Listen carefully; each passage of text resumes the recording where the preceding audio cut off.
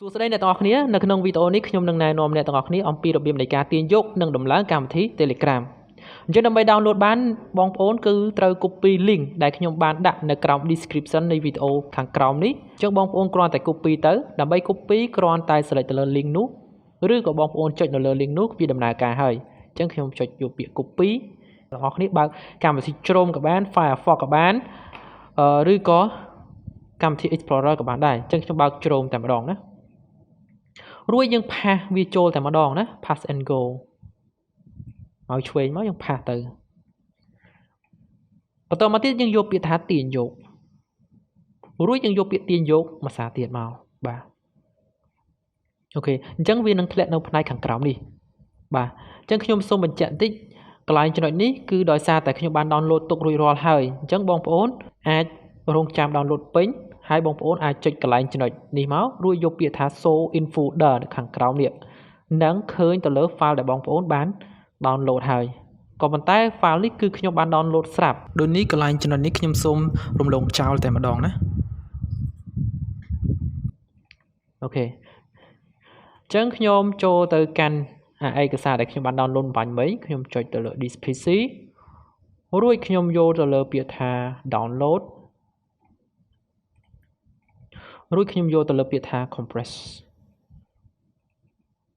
នៅក្នុងចំណុចនេះគឺនឹងឃើញឯកសារដែលខ្ញុំបាន download គឺឯកសារនិងសៀវភៅអញ្ចឹង file នៃកម្មវិធី Telegram គឺនៅក្នុងហ្នឹងអញ្ចឹងយើងមកស្ដាំ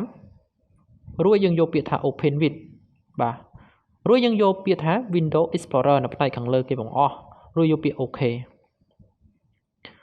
អញ្ចឹងយើងចុចបើកទៅលើ folder ហ្នឹងមកយើងនឹងឃើញទៅលើកម្មវិធីមួយខាងក្រោមគឺ Telegram នេះបាទអញ្ចឹងយើងចុចមកស្ដាំឲ្យចំរួចយកពាក្យថា open មកបាទរួចយើងចាប់ផ្ដើមធ្វើការដំឡើងយើងយកពាក្យ OK next ហើយយើងយកពាក្យ yes មករួចយើងយកពាក្យ next install រួចចុច next មកបាទអញ្ចឹងយើងសូមធ្វើការរងចាំដំឡើងពេញអូខេអញ្ចឹងយើងនឹងឃើញកន្លែង text នេះមួយគឺ launch Telegram នៅពេលបងប្អូនដោះ text កន្លែងហ្នឹងចោលនៅពេលដែលបងប្អូនចុច finish គឺវាមិនទាន់បើកទៅលើកម្មវិធីហ្នឹងទេក៏ប៉ុន្តែបើសិនជាបងប្អូនគ្រីទៅលើពាក្យហ្នឹង launch Telegram ហ្នឹងគឺបងប្អូនចុច finish មកគឺវានឹងបើកទៅលើ Telegram ឲ្យយើងស្រាប់តែម្ដងអញ្ចឹងខ្ញុំចុច finish ហើយនេះគឺជា Telegram ដែលយើងបានដំឡើងអំបញ្ញមិញអញ្ចឹងនៅពេលដែលបងប្អូនបានដំឡើងរួចរាល់ហើយគឺបងប្អូនត្រូវចុចកន្លែង start messenger រួចបងប្អូនបញ្ចូលលេខទូរស័ព្ទរបស់បងប្អូនបញ្ចូលទៅអញ្ចឹងខ្ញុំបញ្ចូល